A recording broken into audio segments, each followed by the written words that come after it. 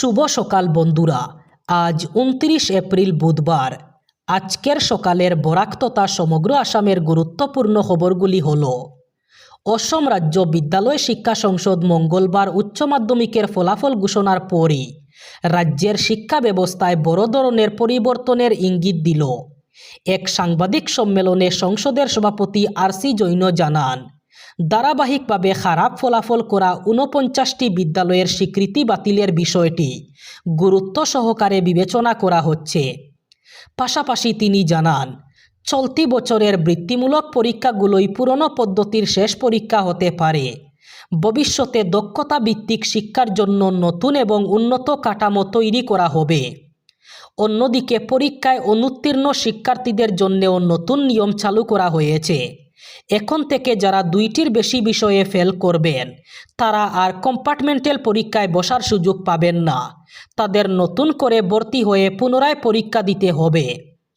তবে যারা ব্যক্তিগত বিষয়গুলিতে উত্তীর্ণ হয়েছেন তাদের কৌশল ভিত্তিক সার্টিফিকেট প্রদান করা হবে, যাতে সাধারণ শিক্ষার পাশাপাশি বৃত্তিমূলক দক্ষতাকেও গুরুত্ব দেওয়া যায়। কেন্দ্রীয় মাধ্যমিক শিক্ষা বোর্ডের মানদণ্ড অনুসরণ করে এখন থেকে প্রতিটি বিষয়ে পাশ করার জন্য ন্যূনতম 33 নম্বর বাধ্যতামূলক করা হয়েছে। পশ্চিম এশিয়ায় যুদ্ধের আবহে বদলে গেছে ফ্লাইটের রুটম্যাপ। এর ফলে এয়ারলাইন্সগুলির খরচের বোঝা বেড়েই চলেছে। অন্যদিকে লাফিয়ে লাফিয়ে বাড়ছে জ্বালানির দাম। খরচ সামলে টিকিটের দাম নিয়ন্ত্রণ রাখা কঠিন হয়ে যাচ্ছে বিমান সংস্থাগুলির জন্য। এই অবস্থায় সারা দেশ জুড়ে বিমান পরিষেবা বন্ধ হয়ে যেতে পারে। জরুরি তৎপরতায় সরকারি হস্তক্ষেপের দাবি জানিয়ে কেন্দ্রের অসামরিক বিমান পরিবহন মন্ত্রককে চিঠি লিখল দেশের বিমান সংস্থাগুলির সংগঠন ফেডারেশন অফ ইন্ডিয়ান এয়ারলাইন্স অথবা এফআইএ। এফআইএর সদস্য সংস্থাগুলির মধ্যে রয়েছে এয়ার ইন্ডিয়া, ইন্ডিগো এবং স্পাইসজেট প্রভৃতি। কেন্দ্রকে লেখা চিঠিতে জানানো হয়েছে, সাম্প্রতিক সময়ে বিমানের জ্বালানি অথবা এভিয়েশন টারবাইন ফিউল লাগামহীন বেড়েছে। সংগঠনের তরফে বলা হয়েছে, উড়ান খরচ বাড়ানোর কারণে একাধিক রুট আর্থিকভাবে অলাভজনক হয়ে উঠেছে। এভাবেই যদি জ্বালানির দাম বাড়তে থাকে তবে ভবিষ্যতে বিমান সংস্থাগুলি পরিষেবা বন্ধ করে দিতে বাধ্য হবে। পশ্চিমবঙ্গে আজ দ্বিতীয় দফায় ভোট গ্রহণ বিধানসভা নির্বাচনের। আজ সকাল থেকেই রাজ্যে শেষ পর্বের নির্বাচন সম্পন্ন হবে। প্রথম দফার ভোট ইতিমধ্যেই সম্পন্ন হয়েছে গত 23 এপ্রিল। দ্বিতীয় দফায় ভোট গ্রহণ হতে চলেছে আজ অর্থাৎ 29 এপ্রিল। মোট 2 দফায় ভোট প্রার্থীর সংখ্যা প্রায় 2926 জন। 294টি আসনের প্রথম দফায় ভোট হয়েছে 152টিতে। আজ দ্বিতীয় দফায় ভোট হবে 142টিতে। কমিশনের তথ্য অনুযায়ী দ্বিতীয় দফায় ভোট হবে পূর্ব বর্ধমান, হাওড়া, হুগলি, কলকাতা, উত্তর 24 পরগনা, দক্ষিণ 24 পরগনা এবং নদিয়ায়। ফলাফল ঘোষণা করা হবে আগামী 4 মে। নির্বাচন কমিশনের তথ্য অনুযায়ী দ্বিতীয় দফার ভোটে 142টি আসনের জন্য লড়ছেন 1448 জন প্রার্থী। মনোনয়ন জমা পড়েছিল 1463টি। তার মধ্যে 15 জনের মনোনয়ন বাতিল হয়েছে। মধ্যপ্রাচ্যে যুদ্ধের জেরে বিশ্বজুড়ে রান্নার গ্যাসের উপর প্রভাব পড়েছিল, যার থেকে মুক্তি পায়নি ভারতও। তাই এবার আগামী মে মাস থেকে রান্নার গ্যাস বুকিং এবং ডেলিভারির নিয়মেও বদল আসতে পারে। সূত্র মারফত এই খবর। Indian oil corporation, Bharat petroleum limited এবং হিন্দুস্তান পেট্রোলিয়াম কর্পোরেশন ইতিমধ্যেই 14 কেজি গড়ুয়া এলপিজি সিলিন্ডারের দাম সারা দেশে 60 টাকা বাড়িয়েছে। 19 কেজির বাণিজ্যিক সিলিন্ডারের ক্ষেত্রে মাত্র 1 মাসে 3 দফা দাম বেড়েছিল। আগামী 1 মে 2026 থেকে আবারও এলপিজির দাম সংশোধনের সম্ভাবনা রয়েছে। তবে দাম বাড়বে না কমবে সেই বিষয়ে স্পষ্ট ইঙ্গিত পাওয়া যায়নি এখনও। মধ্যপ্রাচ্যে সংকটের পর থেকে বুকিংয়ের নিয়ম কঠোর করেছিল কেন্দ্রীয় সরকার। যেমন শহরের ক্ষেত্রে বুকিংয়ের ব্যবধান 21 দিন থেকে বাড়িয়ে 25 দিন করা হয়েছে। গ্রামে সর্বোচ্চ 45 দিন। ওটিপি ভিত্তিক ডেলিভারি ব্যবস্থা স্থায়ী করা হতে পারে বলেও ইঙ্গিত মিলেছে। গরমে পুড়ছে রাজধানী দিল্লি, পুড়ছে জনজীবন।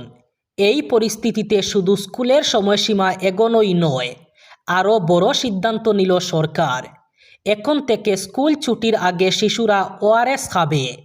ওআরএস খেয়ে তবে স্কুল থেকে বেরোবে, এমনটাই সিদ্ধান্ত দিল্লির রেখা গুপ্তের সরকার।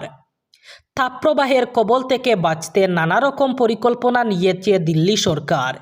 যেমন নয়ডায় স্কুলের ক্লাস শুরু হবে সকাল 7:30 থেকে।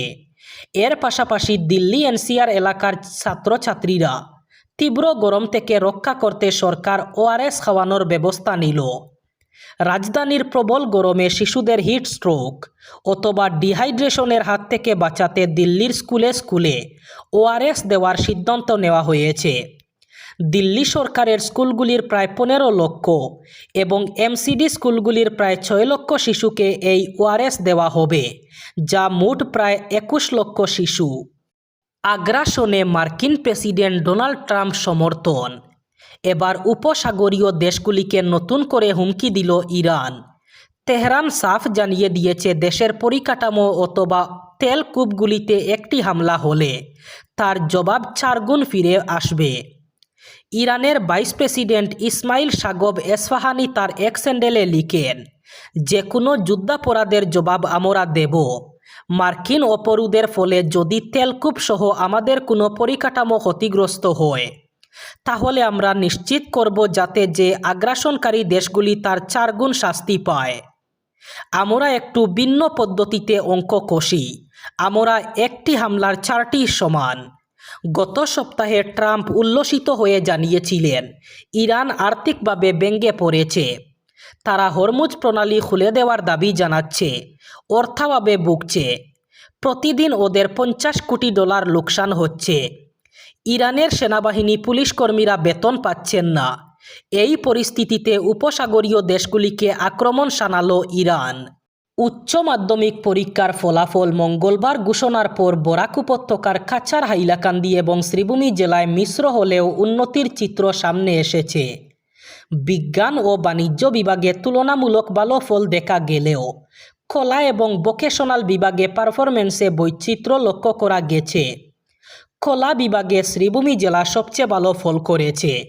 এখানে পাশের হার 79%, অর্থাৎ 9,202 জন পরীক্ষার্থীর মধ্যে 7,337 জন উত্তীর্ণ হয়েছেন এবং 2,511 জন প্রথম বিভাগে পাশ করেছে। হাইলাকান্দিতে পাশের হার 62%, যেখানে 5,360 জনের মধ্যে 3,369 জন উত্তীর্ণ হয়েছেন। অন্যদিকে কাছাড়ে পাশের হার 59%, যেখানে 12,541 জনের মধ্যে 7,503 জন পাশ করেছে। এবার ওড়িশার কেওঝর জেলায় মানবিকতার এক মর্মান্তিক চিত্র সামনে এসেছে। নিজের মৃত বোনের ব্যাংক অ্যাকাউন্ট থেকে মাত্র 19,300 টাকা তোলার জন্য প্রখর রোদে প্রায় 3 কিলোমিটার পথ হাঁটলেন এক ব্যক্তি, তাও আবার বোনের কঙ্কাল কাঁধে নিয়ে। ঘটনার কেন্দ্রবিন্দুতে রয়েছেন জিতু মুন্ডা। কেওঝর জেলার দিয়ানালি গ্রামের বাসিন্দা তিনি। তার বোন কাকরা মুন্ডার অ্যাকাউন্ট ছিল ওড়িশা গ্রামীণ ব্যাংকের মল্লিপাশি শাখায়।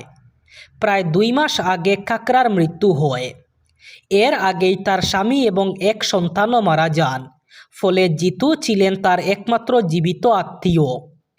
জিতু যখন বোনের অ্যাকাউন্ট থেকে মাত্র 19,300 টাকা তোলার জন্য ব্যাংকে যান, তখন ব্যাংক ম্যানেজার জানিয়ে দেন অ্যাকাউন্টদারিকে উপস্থিত থাকতে হবে অথবা বৈধ উত্তরাধিকারীর কাগজপত্র জমা দিতে হবে। অশিক্ষিত আদিবাসী জিতুর কাছে মৃত্যু সনদ অথবা উত্তরাধিকার সংক্রান্ত কোনো নথি না থাকায় তিনি অসহায়ভাবে ফিরে আসেন। এরপর সোমবার চরম সিদ্ধান্ত নেন জিতু। তিনি গ্রামের শ্মশানে গিয়ে বোনের দেহাবশেষ তুলে আনেন। কাপড়ে মুড়ে কাঁধে নিয়ে তীব্র রোদে প্রায় 3 কিলোমিটার হেঁটে আবার ব্যাংকের সামনে হাজির হন। ব্যাংকে পৌঁছানোর পর সেই দৃশ্য দেখে হতবাক হয়ে পড়েন স্থানীয়রা। কেউ চোখের জল সামলাতে পারেননি, আবার কেউ ক্ষোভে ফেটে পড়েন। গ্রামবাসীরা ব্যাংকের বিরুদ্ধে চরম অমানবিকতার অভিযোগ তুলেন। তাদের প্রশ্ন, একজন গরিব মানুষ নিজের টাকায় কি এভাবে পেতে হবে? এবার বরাক উপত্যকার 3 জেলার আজকের আবহাওয়ার খবর। আজ 29 এপ্রিল বুধবার বরাক উপত্যকার 3 জেলায় হালকা বৃষ্টিপাত ও বজ্রপাতের সম্ভাবনা। আজ শিলচর কাছাড়ে সর্বোচ্চ তাপমাত্রা থাকবে 24 ডিগ্রি সেলসিয়াস এবং সর্বনিম্ন তাপমাত্রা থাকবে 19 ডিগ্রি সেলসিয়াস।